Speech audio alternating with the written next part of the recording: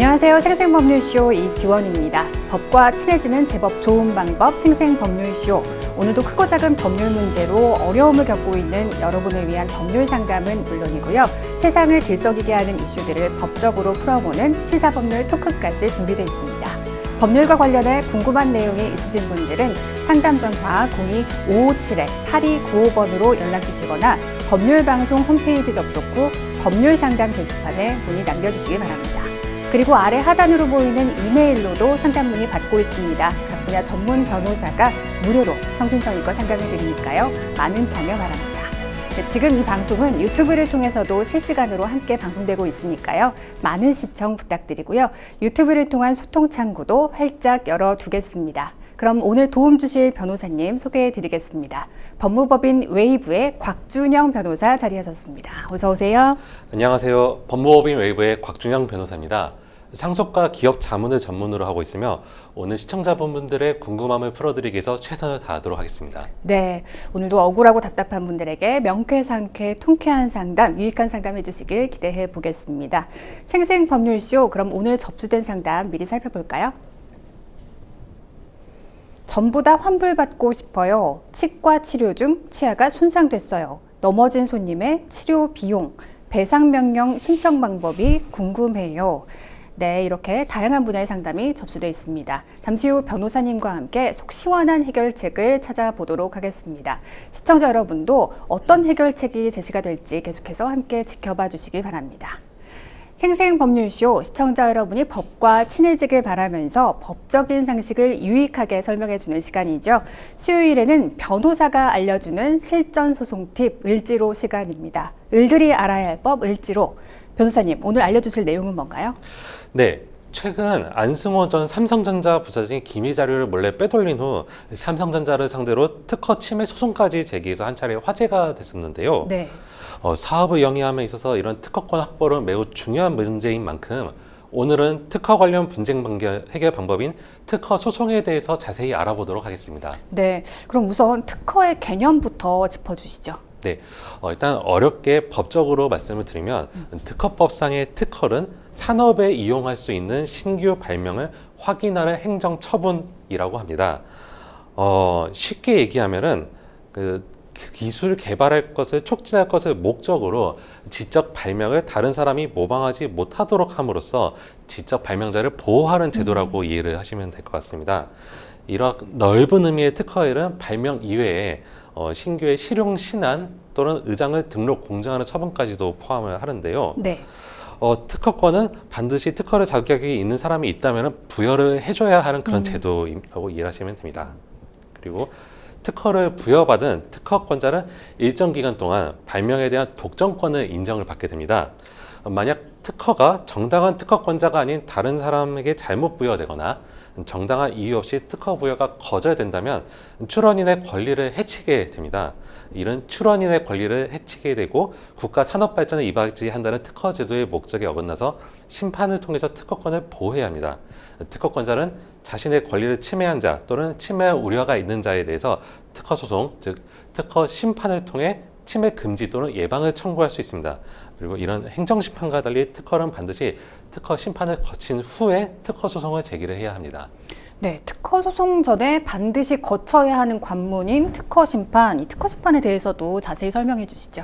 네, 특허 심판이라는 5대 산업재산권, 즉 특허, 실용신안, 디자인, 상표, 그리고 부정경제까지 발생, 변경, 소멸 및 그 권리 범위에 관한 분쟁을 해결하기 위한 특별한 행정심판을 말합니다. 네. 네, 특허 심판, 즉 이제 거절 결정 불복 심판, 무효 심판, 권리 범위 확인 심판은 이런 전문적인 기술적 지식과 경험이 필요하기 때문에 특허청 소속의 특허 심판원에서 특별히 담당을 하도록 하고 있습니다. 네.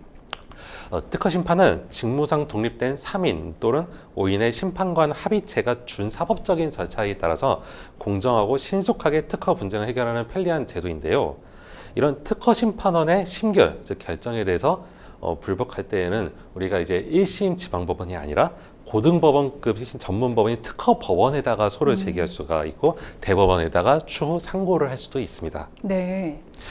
특허 심판은 사실상 이제 1심 법원, 즉 지방법원의 역할을 대신 수행하고 있는데요. 별도로 특허 침해 소송이라 불리는 우리가 침해금지 청구, 손해배상, 신용회복 같은 이런 소송들은 또 일반 법원들에서도 이제 담당을 하고 있기 때문에 좀 오해를 하면은 안 된다고 볼 수 있습니다. 네, 이 특허를 인정해달라고 하는 심판과 달리 특허권 무효를 구하는 소송도 있다고 하는데요. 그건 어떤 소송인가요? 네, 특허 심판은 크게 그 거절 결정에 대해서 불복하는 심판과 이제 정정 심판이 속해 있는 결정기 심판, 또 무효 심판, 정정의 무효 심판, 권리 범위 확인 심판, 통상 실시권 허락 심판, 뭐 특허권 존속 기간 연장 등의 무효 심판 등이 속한 당사자계 심판으로 납니다. 네. 굉장히 복잡하죠. 그러게요. 예, 그렇기 때문에 이 특허 소송은 저희 변호사들 입장에서도 굉장히 까다롭고 전문적으로 다뤄주는 영역으로 저희가 맡고 있는데요. 네. 말씀드린 것 중에서 이제 특허법에 따른 외국인의 권리 능력, 특허 요건, 특허를 받을 수 없는 발명, 선출원, 발명의 설명 기재, 특허 청구 범위 기준을 위반하는 경우, 또 특허를 받을 수 있는 권리를 가지지 않거나 공동 출원 특허 조항을 위반한 경우, 또 특허가 된 이후에 그 특허권자가 특허권을 누릴 수 없는 자가 되거나 그 특허가 또 조약을 위반한 경우, 국제조약 같은 거겠죠. 네. 이때는 무효 심판이라는 걸 청구할 수 있게 됩니다. 네. 이런 특허 무효 심판은 저의 특허권이 소멸된 나중에도 청구할 수 있는 굉장히 독특한 제도라고 할 수 있습니다. 네, 그렇다면 남이 내 아이디어를 훔쳐서 먼저 특허를 인정받은 경우가 있을 것 같아요. 네. 그럼 어떻게 해야 이 정당한 권리를 인정받을 수 있을까요? 네. 당연히 특허를 받을 수 있는 권리는 발명자 또는 그 발명자로부터의 정당한 승계인에게 있죠. 그래서 다른 사람의 발명을 도용, 즉 훔치거나 정당하게 승계받지 않은 사람이 특허를 출원하는 것을 저희는 이제 무권리자의 출원이라고 이렇게 표현을 합니다. 네. 이래서 이 특허 출원이 마무리되지 않았다면은 자신이 한 특허 출원에 대한 심사 절차가 계속 진행되지 않도록 그 심사 절차 중지를 또 요청을 해야 되는데요. 이후에 중지 신청을 한 이후에 자기가 해당 특허의 정당한 권리자임을 입증할 수 있는 증거 자료를 수집을 하면서 상대방이 또 출원 중에 있다고 한다면 이제 무권리자 출원에 해당해서 상대편의 출원을 거절해야 한다는 취지의 정보 제공서를 제출해서 특허 출원을 막아야만 합니다. 네. 또 이건 지금까지 이제 특허가 출원이 진행 중인 경우를 말씀을 드린 것이고요. 네. 만약에 그 상대편의 특허가 이미 등록이 돼버렸다. 그런 경우라면 특허 심판원에다가 아까 말씀드렸던 그 특허 무효 심판을 청구를 해서 특허 막아야 무효 됩니다. 심판이요. 네. 네, 그렇습니다.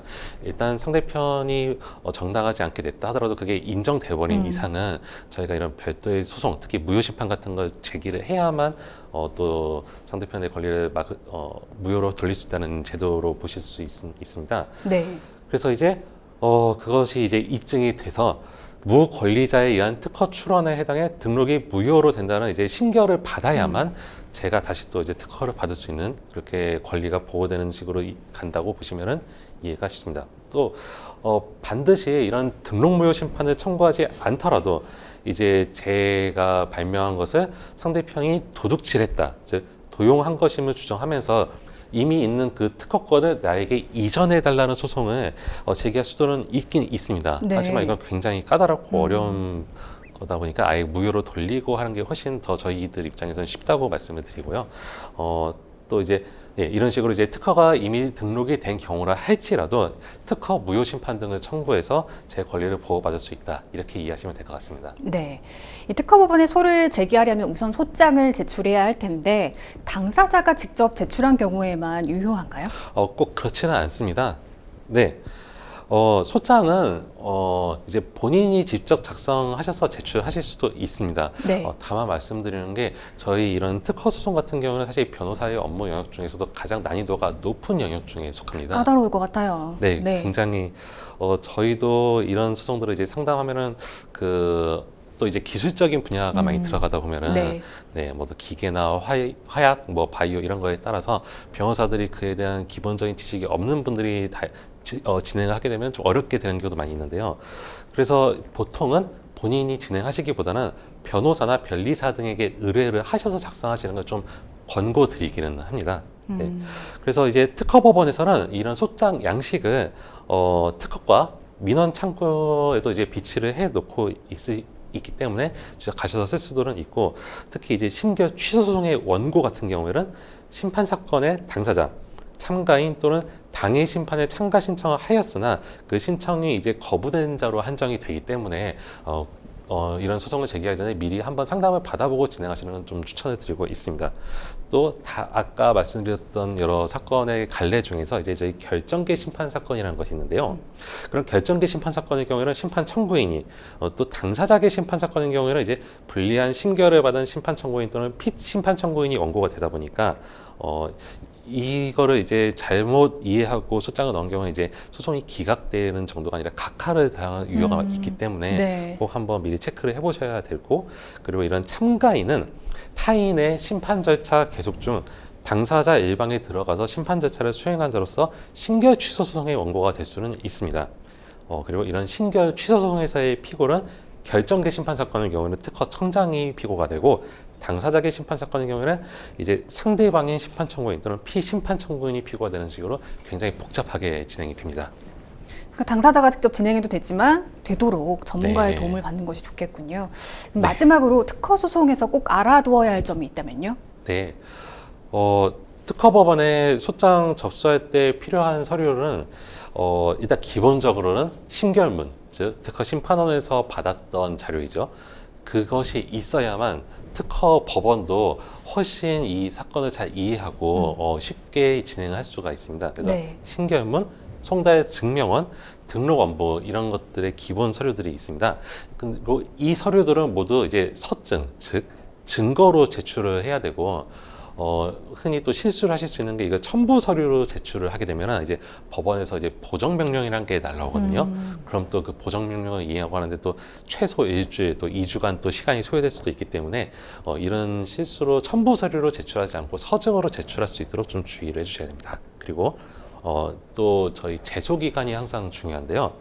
특허 소송의 제소 기간은 이제 특허 심판원, 그리고 또 이제 품종보호위원회 심결문이라는 것이 있습니다. 이제 농업 쪽이 있는데요. 그리고 결정문 이런 것들을 송달 받은 날로부터 30일입니다.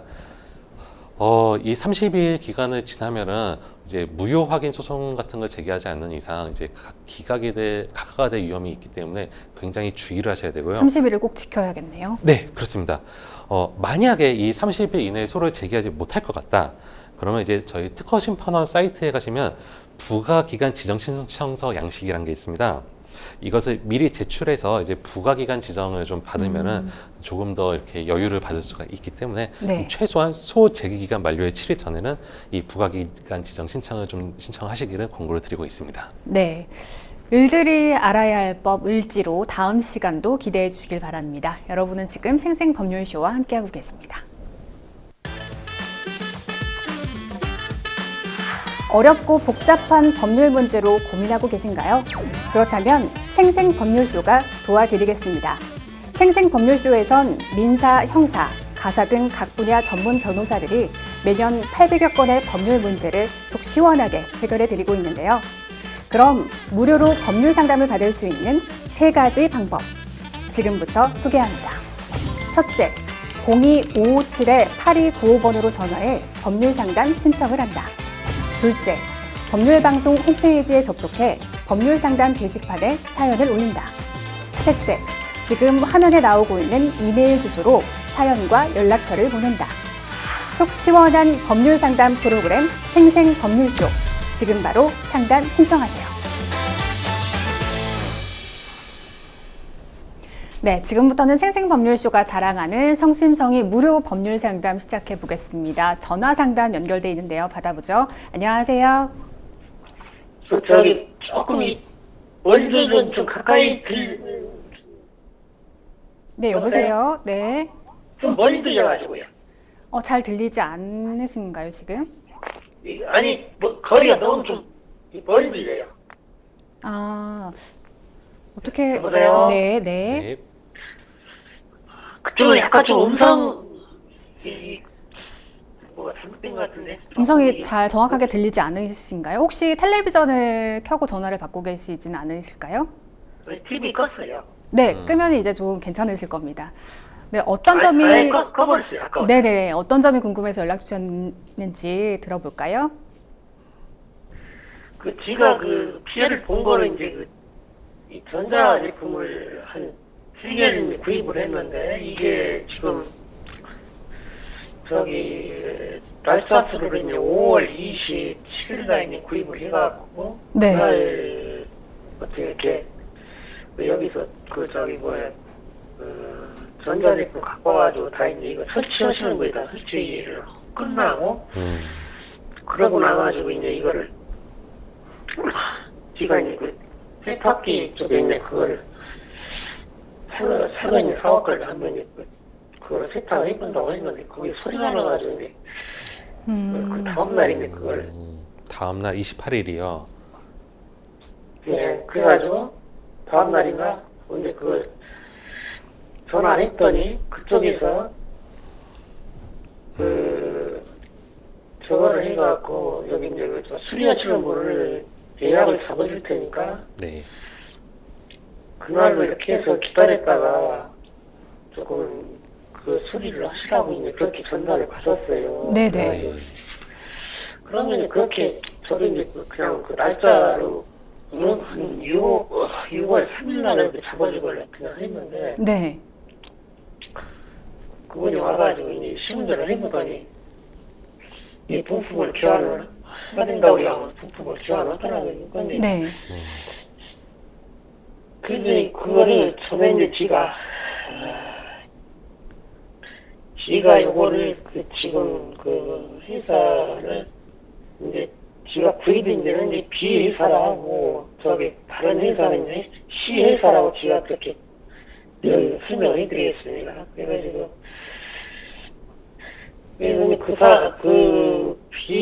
C 회사라는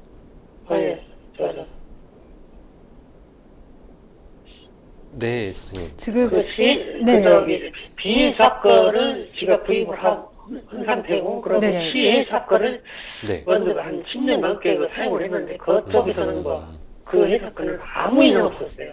그러니까 이전에 사용하시던 제품은 문제가 없었는데 최근에 구입하신 가전제품이 AS를 받았음에도 지금 계속 문제가 생겼다는 말씀이신 거죠. 그러면은 뭐 교환을 요청해 보신 적은 없으실까요? 그래서 이제 거기 들어가가 이제 1588에 몇 번 이렇게 해가지고 전화해서 그쪽이가 이제 그게 콜센터거든요. 그런데 거기서 네, AS 센터에 전화를 하셨군요. 예, 그런데 거기서도 한 얘기가 내가 이제 이거 사실 이거 생기려고 하니까 이거 도저히 이거 자꾸 이상한 소리가 나고 있어 더 이상 못 쓰겠다. 네, 사용에 불가하다고 말씀을 하셨는데 어떻게 전달을 받으셨나요? 근데 그쪽에서는 뭐라고 하냐면 네. 부품을 교환을 했기 때문에 네. 안 된다는 거예요. 거기서 뭐 2, 3일 동안 반품 환불 요청도 그게 가능한 거지. 일단은 날짜가 너무 지연되고 해서 그게 안 된다는 거예요. 그래서 내가 이제 하는 얘기가 그쪽 에이스 센터에서 그거를 날짜를 미룬 거지. 우리 소비자가 그거를 날짜를 미룬 건 아니겠냐. 네? 거기에 대한 답변을 해줘라 그랬더니 교환에서 뭐라고 하냐면은 서비스 교환에서 자기들 상담 부서가 있으니까 그쪽으로 전화를 하라고 이렇게 자기들이 전달을 해줄 테니까 그때까지는 좀 기다리시면 안 되겠냐고 그러더라고요. 그래서 기다렸어요. 네. 기다려달라고 했군요. 네. 네. 그래서 기다렸는데 팀 가이드하는 사람이 이제 어느 날 전화가 왔더라고요. 전화가 와가지고 내가 이제 사실대로 얘기했지. 이게 지금 이 세 가지 중에 하나는 이제 부품을 교환을 했는데 네. 하나가 또 이렇게 계속 속을 썩이는데 이 부분에 대해서 이거를 어떻게 할 거냐. 그리고 두 번째, 그리고 세 번째가 또 이상한 게 또 발견됐어요. 그러니까 현재 뭐 반품 같은 건 거절하시는 상황이시고, 그러니까 지금 냉장고, 세탁기, TV를 구입을 하셨다고 저희가 전에 들었는데 세탁기 하나에만 문제가 생기신 거고 지금 현재 그럼 어떻게 진행을 하시길 원하시는 상황이실까요, 상담자분? 그래서 이거를 네. 반품을 네. 저희는 요청을 하는데 그쪽에서 내가 거절하시는 열마디 거군요. 하면 두 마디도 인정을 안 해요. 네. 그래서 일단은 내가 그 썼다는 그 벌칙 때문에 거기다 내가 한 번 또 요청을 했어요. 이거를 그러면은 당신들 말한 거 이게 에이스가 아닌 저거 반품 한 번 요청해 못 해준다고는 그러면 이 기계를 갖다가 네. 정밀검사 해줘라. 그랬더니 그 정밀검사는 그 장비가 없다는 거예요. 그러면은 정밀검사를 어떻게 해야 됩니까? 했더니 그 에이스 기사가 집에도 방문해가지고 이걸 해야 된대요. 그래서 내가 이제 한 얘기가 에이스 기사가 이 부품이 여러 개 되는데 그 양반 머릿속에 이게 다 익혀집니까? 그랬더니 에이스 기사가 방문하면은 거기서 그 답이 나오니까 그거 에이스 기사를 불러가지고 일단 그 검증을 해봐 그러더라고. 그래서 그렇게는 거고 이 기계 다 시작해가지고 그 회사에 그 세밀하게 그 정리하는 그 장비가 있을 거 아닙니까? 했더니 장비가 없다는 거예요. 그러니까 현실적으로 뭐 도움을 명확하게 주시지 않은 상황이네요. AS 센터에서. 네. 그러니까 완전히 그냥 저 깔아옮기는 거예요. 그래서 네. 내가 이제 그 팀장이라는 사람, 그래서 내가 이제 네. 지금 전화 받으시는 분하고는 도저히 내 통화가 안 되니까 내가 다른 비로 한번 더 알아보겠습니다. 그렇다면은 다른 분을 통화를 하겠거니 해달라고 했더니 그러고서 그 양반하고 통화하고 나서 하루가 이틀이나 있으면 또 전화가 왔더라고요. 그래가지고 그분한테도 내가 또 사실 첫 번에 얘기했던 분한테 그대로 또 그 전달을 했더니 그분도 마찬가지예요. 지가 얘기하는 거니 열마디 하면은 두 마디도 인정 안 해요. 네, 상담자분 상황은 저희가 잘 전해 들었습니다. 옆에 곽준영 변호사님께서 구체적으로 상담 도와드릴게요. 네, 안녕하세요, 선생님. 아이고 안녕하세요. 네, 저희 먼저 몇 가지 좀 여쭤보고 시작을 하겠습니다. 네. 네, 그럼 냉장고, 세탁기, TV 중에서 네. 부품을 교환한 건 지금 세탁기인 거죠? 예, 예. 그럼 냉장고하고 TV는 별 문제 없이 계속 쓰고 싶으신 건가요? 아니에요. 음, TV도 지금 무슨 현상이 나왔냐면은 네. 이게 그 화면이 이렇게 가려가면서 사람이 이렇게 나오다가 화면이 이렇게 가리면서 목소리만 안 나오는 거예요. 그렇고 그 적색이 이렇게 가리는 그런 현상도 한 번 있었고, 네. 그리고 TV가 지모될 거예요. 그렇고 그것 때문에 AS센터에다가 5번인가 6번을 이걸 얘기했더니 TV AS를 5번을 하셨다고요? 5번을 전화 안 했어요. 그래서 고객센터에다. 예. 그럼 냉장고는 지금 문제가 없나요? 냉장고도요. 거기서 무슨 시커먼 그 500원짜리 동전만은 그 고무 닌이 이제 바닥에 떨어졌더라고요. 연대 보니까. 그래가지고 네. 그걸 사진 찍어 보기센터에 전화했더니 그걸 사진 찍어서 보내달라 해가지고 네. 보내줬거든요. 그런데 그게 이제 저는 이제 문자고에서 그게 빠진 줄 알고 이제 그랬더니 거기서 그 문자고에서 그거 된 건 아니다. 네네. 제가 거기서 이제 예. 대충 자기들이 감을 잡아갖고 나한테 전달하는 거예요. 와서 일서 하시는 분이 기사분이 와서 그거를 일단은 보고서 그게 어디다 빠는 건 그걸 해야 하는데 네. 그냥 예측적으로 나한테 그냥 전달하는 거예요. 예측으로. 예. 그럼 또 다음 질문을 드려볼게요. 이걸 구매하신 곳이 어떤 뭐 오프라인 대리점을 가서 사신 건가요? 아니면 요새는 온라인으로도 이렇게 뭐 주문을 많이 하다 보니까 그런데요. 직접 가셔서 보고 사신 거예요? 그래서 이제 지가 이제 가까운 역인데 그 에이스 센터도 있고 그 같이 이제 이걸 이제 주문 받는 그 영업사원이 있어요. 아, 예. 네? 구매처가 어떻게 되시는 걸까요? 구입처. 그 구입처를 이걸 지금 상호를 이야기하기가 좀 어려워서 그래요.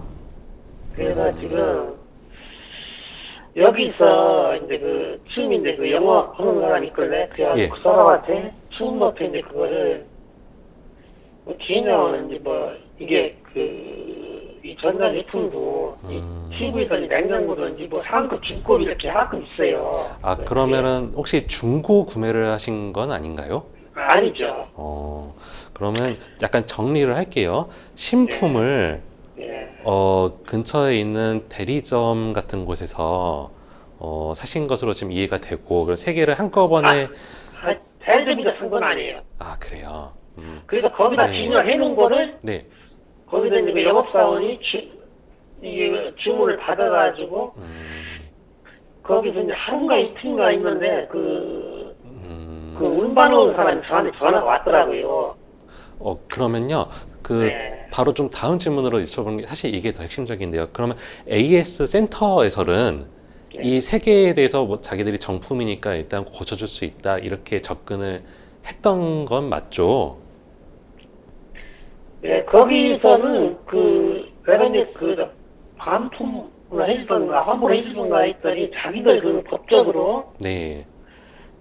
그게 다 돼 있기 때문에 이거를 그렇게 하면 안 된다는 거예요. 그 어떻게 되는 거예요? 그랬더니 에이스 기사가 네. 세 분을 방문을 해서 이거를 네. 교환을 해갖고 에이스 기사가 이 사법당은 거기서 결정을 내리면은 자기들이 그거를 환불을 해주든지 반품을 해주든지 그걸 해주겠다는 거예요.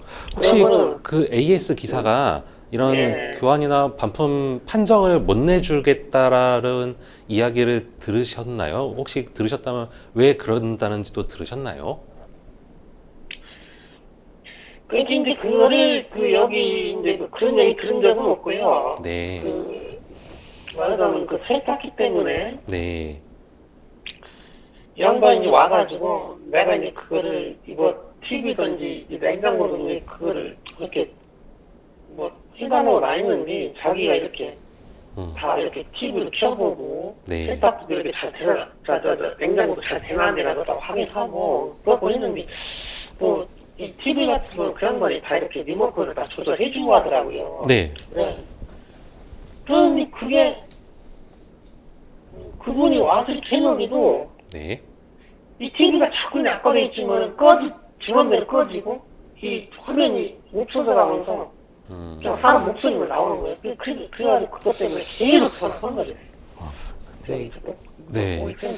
요즘 TV면은 그런 문제가 그럼 마지막으로 여쭤볼게요. 마지막 질문은 어떤 지금 소비자 보호센터, 뭐 소비자 민원 상담실 이런 쪽에 지금 연락을 취해서 어떤 신고 같은 거를 했습니까? 거기 소비자 고발센터 거기다가 이제 했더니 거기도 접수를 받더라고요. 네. 접수를 받는데 한 일주일 정도 있다가 나한테 전화가 좀 나오더라고요. 네. 그러고 나서는 기다렸어요. 네. 기다렸는데 이제 그분들이 회사 하고 이제 통화를 했었나 봐요. 했는데 회사 측에서도 이 법적으로 지금 그 규정이 지금 그렇게 돼 있으니까 네. 회사 이렇게 하는 규칙을 따라갈 수밖에 없다고 나한테 그런 얘기를 좀 전달을 하더라고요. 예. 그렇군요. 그럼 저 진짜 정말 마지막 질문을 드릴게요. 그 선생님께서 이거 경찰서에 신고하러 가고 싶다 이렇게 저희 질의를 혹시 주셨을까요? 그래서 이제 그거를 제가 이제 하도 막 숨기지 말았고, 그래서 이제 그거를 경찰에 가서 이거 조사를 이제 역학조사를 한번 해달라고 한다고 지금 그 생각감을 갖고 있었어요. 아, 생각을 가지고 있었다. 네. 꼭 지금 경찰서에 신고하고 싶다 이런 의도는 아니신 거죠, 지금? 지금도 지금 목이 안 풀려갖고, 그래서 네. 어제도 또 고객센터에 전화해서 네. 내가 이제 그거를 했어요. 이 TV용 이거 다 내가 전자제품 이거 세 가지 선 거를 갖다고 내가 화물차를 실어가지고 네. 이거를 어디다 갖다 내놓으면 좋겠냐 그것 좀 알아봐달라고 했더니 오늘 조금 전에 전화가 왔더라고요. 본사에서. 전화가 왔어요. 네, 오늘 갖고 와서 뭐라고 해요? 그거 저희한테도 얘기해 주세요. 이거를 자기들은 이거를 내가 싣고서 와도 자기들은 바꿔줄 수가 없대요. 일단 그 저기 뭐 네. 반품 네. 환불 처리가 안 돼 있기 때문에. 네. 그래서 더 이상 뭐 더 이야기 않고 네. 내가 더 한번 알아보겠습니다 하고 그냥 좀 전화 끊어버렸어요.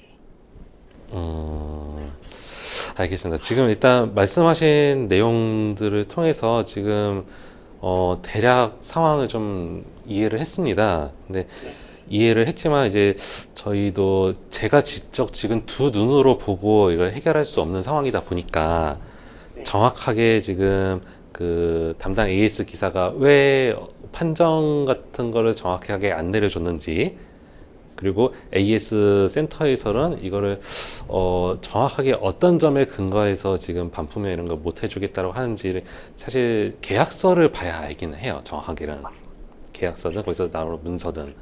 근데 지금 말씀해주신 것만으로는 지금 종합을 해서 보면은 일단은 전자제품 같은 경우에는 개봉 후에 어느 정도 사용을 하면은 뭐 반품을 금지하도록 한다 이런 식의 계약을 체결하신 거는 맞기는 맞아요.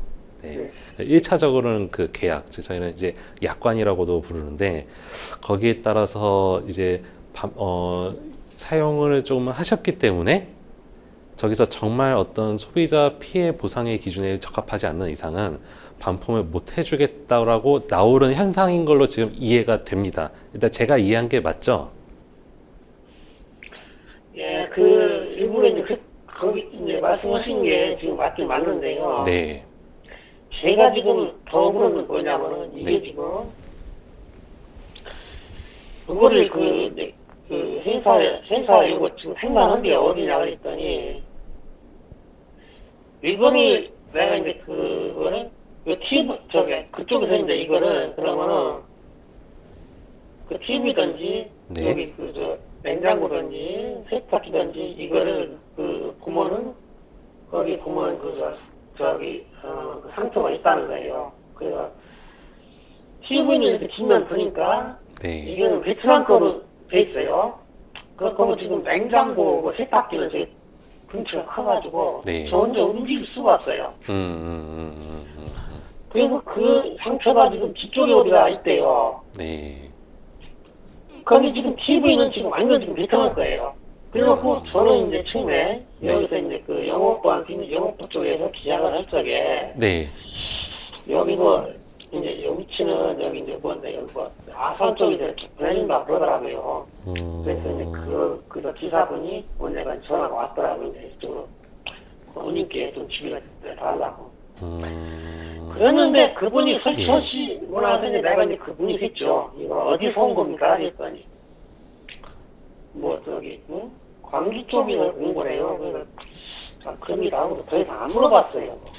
그래서 저는 거기서부터 그냥 소비자를 완전히 그냥 처음부터 울리기 시작한 거예요.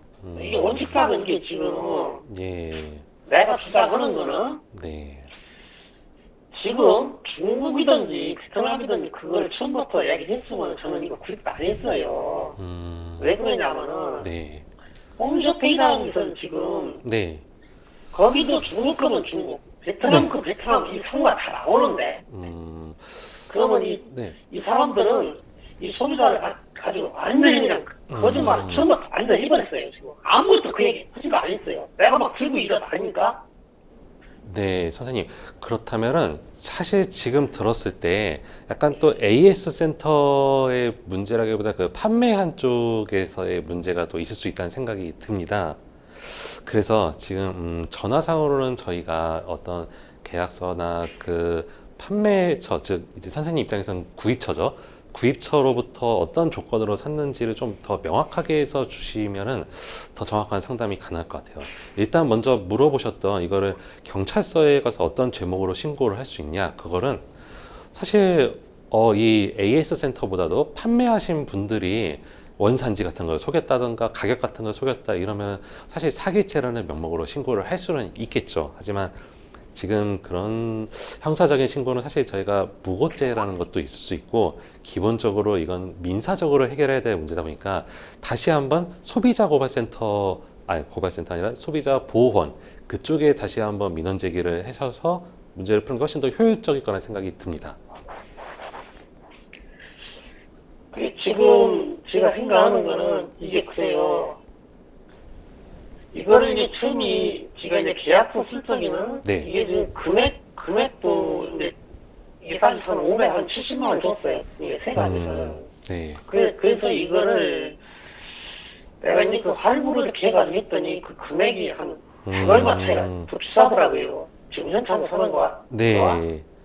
그래 한 36개월 걸 했는데 네. 그걸 했는데 한 100얼마가 차이 나길래 그래서 그거는 그렇다 치고 그러면은 이거를 가지고 소비자를 갖다가 이렇게 막 거짓말을 하고 네.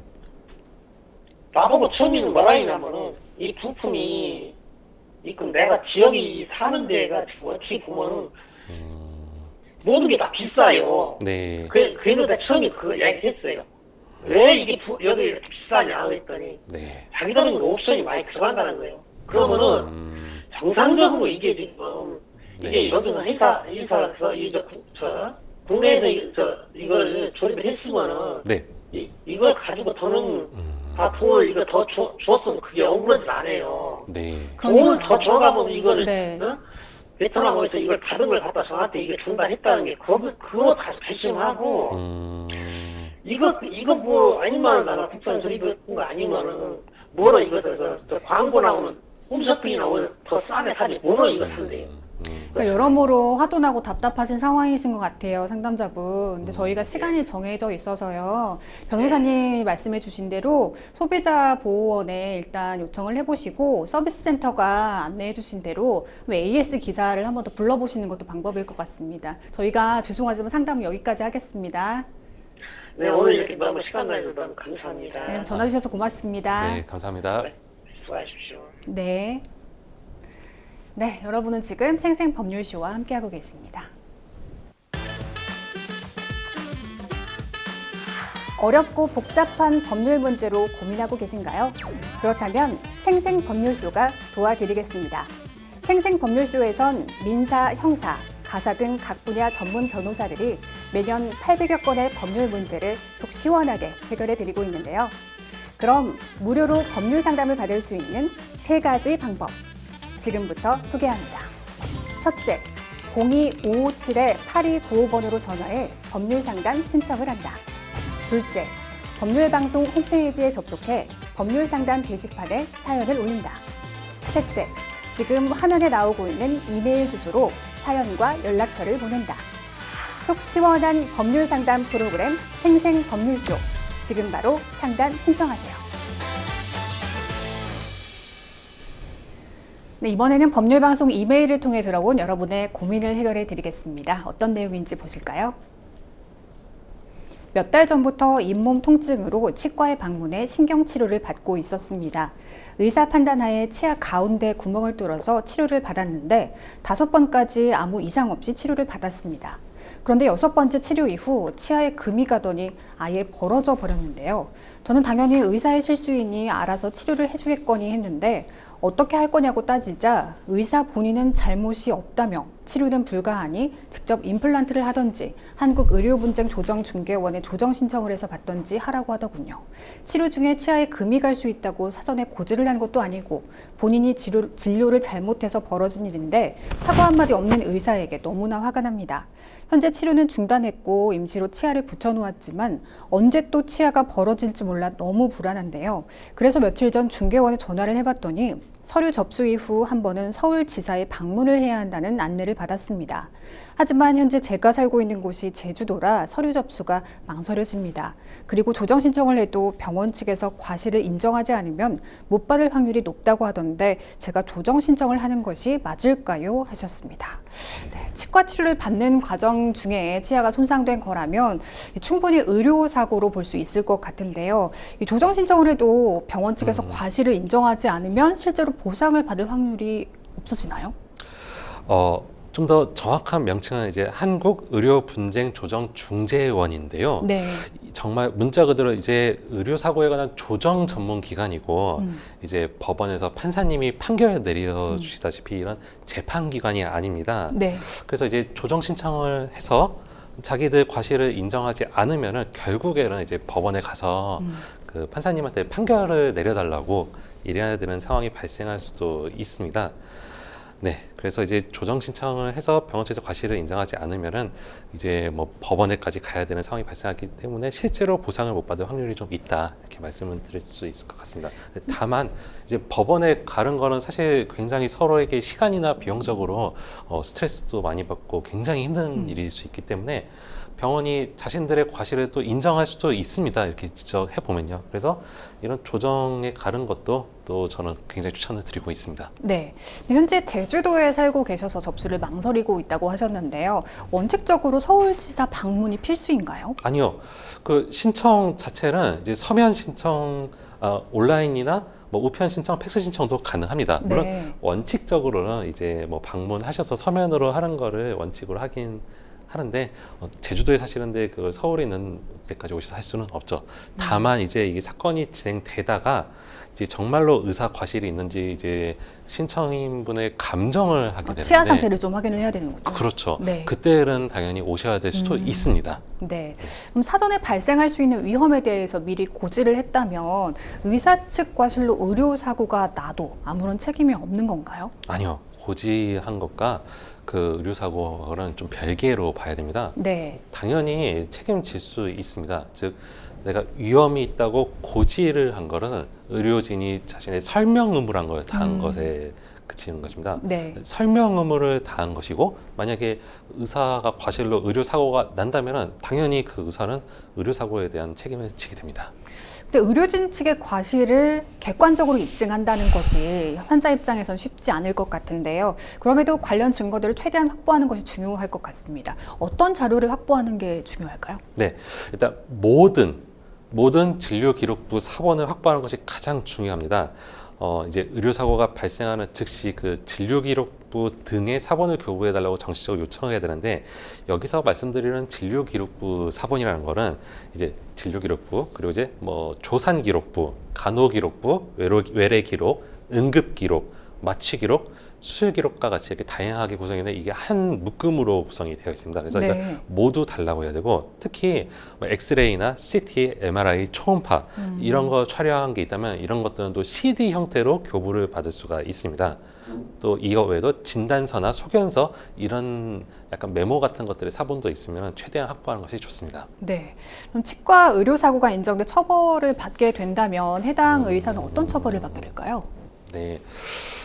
사실 이제 처벌은 이제 형사적 책임에 대한 얘기를 하는 것이고, 그 좀 전에 물어보신 이제 처분이라는 것은 좀 행정적인 요소에 강하게 되어 있습니다. 네. 이제 형사 책임은 또 이제 별개로 말씀을 드릴 기회가 있을 것 같고, 좀 일단 구분해서 생각을 해야 되는군요. 네, 네네. 그렇습니다. 네. 사실 의료인의 의료 과실로 해서 형사 책임까지 지는 경우는 사실 극히 드물기는 합니다. 네. 네, 뭐 최근에 이대 목동병원의 신생아 사망 같은 경우만 하더라도 대법원에 가서 결국 무죄가 나왔죠. 네, 그래서 이제 형사처벌에 대한 건 또 좀 굉장히 델리케이트하고 좀 따로 말씀드릴 수 있는 기회가 있을 것 같고 이제 행정적인 처분을 일단 생각한다면 네. 사실 그 의료인 입장에서 또 이 행정처분이 더 무서울 수도 있습니다. 왜냐하면 심각한 의료사고 같은 경우에는 면허가 일시 정지되거나 뭐 취소될 수도 있고 또 보통의 경우 이제 과태료 부과 아니면 뭐 그냥 일반 징계 조치, 뭐 교육 이수 명령 이런 처분들이 가능하기 때문에 사실 이거에 대해서도 의사분들이 굉장히 신경을 쓰는 편이고 이런 처분들은 이제 의료사고가 얼마나 심각한지 그리고 이전의 기록들과의 비교 또 사고 상황과 결과 뭐 합의의 노력 이런 것들이 다 달라지기 때문에 좀 종합적으로 판단을 해야 된다고 말씀드릴 수 있을 것 같습니다. 네. 네, 아무리 억울한 상황이라고 할지라도 정해진 기간을 놓치게 된다면 소송을 제기하기 어려울 수 있는데요. 이 사건의 소멸시효도 좀 짚어주시죠. 네. 한국의료분쟁조정중재원의 조정 신청은 이제 우리 피해자가 그 손해와 가해자를 안 날로부터 3년 그리고 원인 행위가 종료된 날로부터 10년 둘 중 하나가 지나가기 전에 제기를 해야 됩니다. 네. 그냥 쉽게 생각해서 안 날로부터 3년이 지나거나 있은 날로부터 10년이 지나면 더 이상은 소멸 시효 진행으로 인해서 소재기를 하기 좀 어렵다라고 보시면 되고요. 이거는 꼭 이제 중재원에 대한 조정 신청뿐만이 아니라 법원에 대한 민사소송도 같습니다. 네. 그럼 의료사고 관련 분쟁에서 법원이 뭐 보상 기준 및 의료사고를 판단할 때 가장 중점적으로 보는 부분이 있을 것 같은데요. 그 부분이 무엇인가요? 어떤 명문화된 기준이 있을까요? 네. 판례가 어느 정도 그 기준을 좀 명문화를 해두고 있습니다. 일단 먼저 좀 이해해야 될 것이 이 진료 채무라는 게, 즉 의사가 어떤 진료를 하는 그 결과가 반드시 이 사람을 무조건 낫게 해야 된다는 결과 채무라기보다는 이제 환자의 치유를 위해서 그 의사가 가지고 있는 선량 관리자의 주임으로서 현재 의학 수준에 비추어서 필요하고 적절한 진료를 다하는 일종의 수단 채무라는 것을 좀 먼저 생각을 하셔야 됩니다. 그런 기본 원칙 하에서 우리나라 대법원은 의료사고에 있어서 의사의 과실을 인정하기 위해서는 그 의사가 결과 발생을 예측할 수 있었음에도 불구하고 예측을 못했거나 또 그 결과 발생을 회피할 수 있었음에도 불구하고 회피하지 못한 과실을 기본으로 둔 채 그 사고 당시 우리 일반적인 의학의 수준과 또 의료 환경, 의료 조건, 예를 들면 뭐 도서 상간에서 뭐 헬리콥터를 타고 이송을 해야 되는 그런 극단적인 상황이 있는지, 아니면 뭐 접근성인지, 또 이런 그 당시에 의료 행위를 할 수 있는 의사의 특수성, 이런 것들 종합적으로 보고 판단한다는 기준을 좀 내세우고 있습니다. 네, 계속해서 법률방송 이메일을 통해 들어온 여러분의 고민을 해결해 드리겠습니다. 어떤 내용인지 보실까요? 10년 후 은퇴여서 노후 준비 겸 모임 카페 운영을 시작했습니다. 저는 직장에 재직 중이어서 우선 아내 명의로 카페를 운영하고 있는데요. 사업은 처음이어서 걱정이 많았지만 카페가 프랜차이즈여서 본사 도움을 받아서 잘 꾸려가고 있었습니다. 근데 얼마 전 제가 사는 지역에 비가 너무 많이 오고 호우주의보까지 내린 적이 있었어요. 카페 내부 바닥 인테리어가 타일로 되어 있어서 손님들이 혹시 넘어질까봐 가게 입구와 내부에 매트를 깔아두었는데요. 그날 저녁 어떤 손님이 아내에게 전화를 하더니 아버지께서 카페에 들어갔다가 빗물에 미끄러져 넘어져 다치셨다는 겁니다. 입원까지 한 상황인데 수술을 할 수도 있다며 보상금을 요구했습니다. 무슨 일인가 싶어 동의를 구하고 CCTV를 돌려봤더니 손님이 연로한 편이라서 지팡이를 짚으시더라고요. 우산 들고 지팡이 짚어서 가게에 들어와서는 가게 내부에서 우산을 접다가 갑자기 중심을 못 잡으시더니 넘어지시더라고요. 그래서 아내가 다시 그 손님께 전화를 드려 아버님이 방문하신 영상을 봤다며 여차저차 설명을 했더니 그럼 우리 아버지가 혼자 그냥 넘어진 거냐? 카페 바닥이 타일이어서 미끄러워서 그런 거 아니냐? CCTV 영상을 내놓으라고 난립니다. 그 손님과 카페에서 만나기로 해 아내와 같이 갔더니 언성을 피우고 난동을 부리고 동네 사람들이 다 쳐다봐서 앞으로 계속 여기서 장사할 수 있을까 하는 마음까지 들었습니다. 게다가 아내가 너무 긴장을 해서 제가 나서자 사실은 당신이 실질적인 사장 아니냐며 제가 다니는 회사에 겸업을 한다고 신고하겠다며 협박까지 하는 겁니다. 맘카페에도 올리겠다면서요. 일단은 상황을 정리해서 다시 연락하겠다고 돌려보냈는데요. 아무리 생각해도 저희는 억울한 점이 많습니다. 이대로 다친 손님의 병원 비용을 보상해 드려야 하나요? 본사에 문의하니 이런 일은 직접 책임져야 한다는 말만 하네요. 어떻게 해야 할까요? 하셨습니다. 네, 생생법률쇼에서도 이런 내용의 상담 사연이 적잖이 오는데요. 변호사님, 가게를 운영하는 분들 중에 비슷한 일을 겪는 분들이 많은 것 같아요. 네, 맞습니다. 특히 우리나라가 자영업자 비중이 굉장히 높다고 하지 않습니까? 그래서 저도 이제 주위에 계시는 많은 자영업자분들께서 이와 유사한 질의를 하시는 경우가 굉장히 많습니다. 네. 예를 들어서 거스름돈 착오 발생, 또 요새는 이제 현금은 또 많이 안 쓰다 보니까 이제 카드 계산에 있어서 뭐 착오가 발생했다 이런 식으로 문의하시는 분들, 또 아니면 유통기간이 경과된 상품을 뭐 판매 실수로 그거를 이제 손님의 클레임, 그래서 이제 식중독이 발생해서 병원 비용을 청구하는 것 같은 이러한 사례들이 굉장히 많이 저희한테도 질의가 들어오고 있고, 아무래도 이 자영업자분들은 대기업과 같이 조직적인 법률 도움을 받지 못하다 보니까 이런 상담 사연을 많이 해주시는 것 같습니다. 가장 중요한 핵심이 이건 것 같아요. 손님에 대한 배상, 가게 주인이 온전히 해줘야 할까요? 네, 일단 원칙적인 답변을 말씀을 드리겠습니다. 원칙적으로는 상업시설의 운영자는 일반적으로 그 방문객의 안전을 보장할 법적 의무가 있는 건 맞습니다. 이런 방문객이 사고를 당하지 않도록 적절한 주의 의무를 관리를 해야 한다는 것을 의미를 합니다. 뭐 예를 들어서 정말 뭐 비가 오는 날에 최소한 앞에 물이 빠지게 만들 수 있는 통로를 마련한다, 이런 부분들이겠죠. 근데 그렇다고 해서 모든 상황에서 가게가 전적으로 다 100% 책임을 지는 것은 당연히 아닙니다. 손님도 그 과실로 사고에 기여를 한 바가 있다면 당연히 그 손해배상 책임이 몇 대 몇 이런 식으로 분담이 됩니다. 예를 들어서 아까 사연에서도 지팡이를 짚어서 가게에 들어오신 손님이 뭐 우산을 접는 과정 중에서 이제 지팡이를 양손에 들면서 우산을 접는 바람에 중심을 못 잡았다. 뭐 이런 상황이 있다면 당연히 그 과실 비율에 따라서 책임이 분담이 될 수 있습니다. 네, 생생법률시조 오늘도 마칠 시간이 다 됐습니다. 오늘 함께해 주신 곽준영 변호사님 고맙습니다. 네, 오늘 수사는 여기까지입니다. 시청해 주신 여러분 고맙습니다.